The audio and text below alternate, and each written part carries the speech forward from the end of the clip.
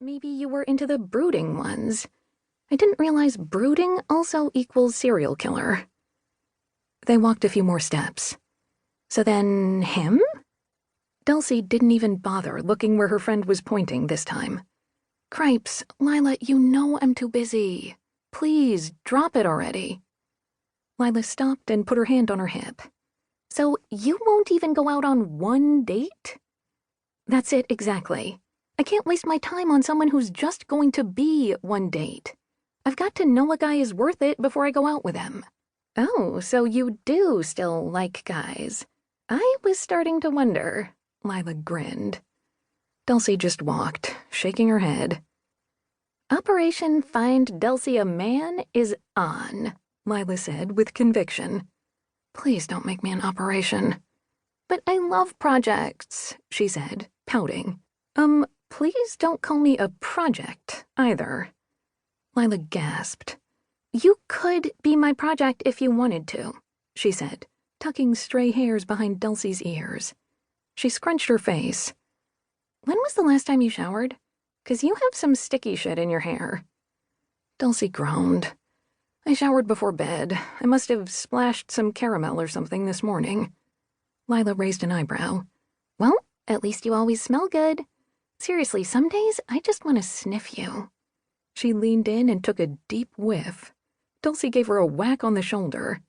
Lila grinned back, but only for a second because her brain was apparently otherwise occupied.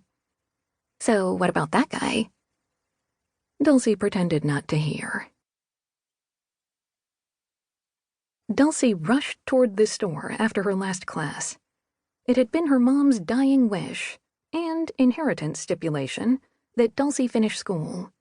She'd gotten her undergraduate degree, but since her mom had worked so hard to save, there was money left over, and Dulcie couldn't bear to let her down.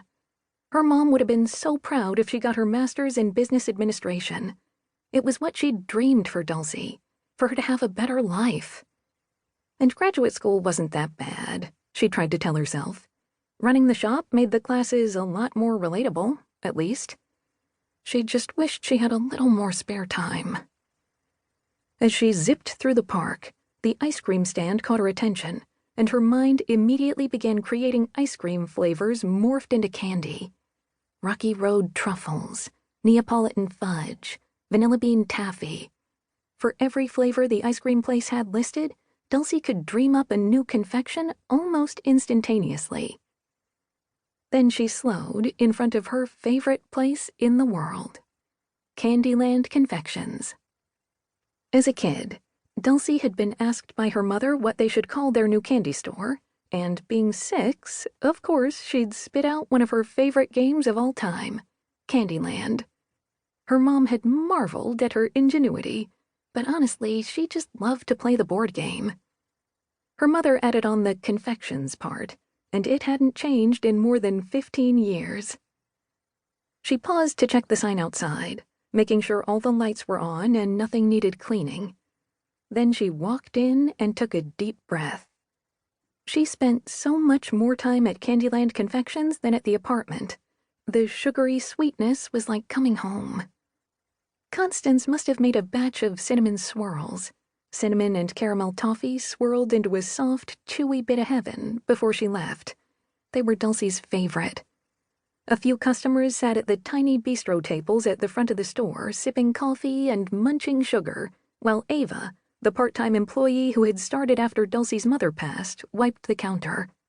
She worked the 1 to 5 shift, which fit in perfectly with Ava's night classes. Hey, Dulcie, how's it going? Good, she said. Busy? Ava shrugged. Not too bad, actually. Even got a little homework done. Dulcie smiled, trying not to let her worry show. There were always customers.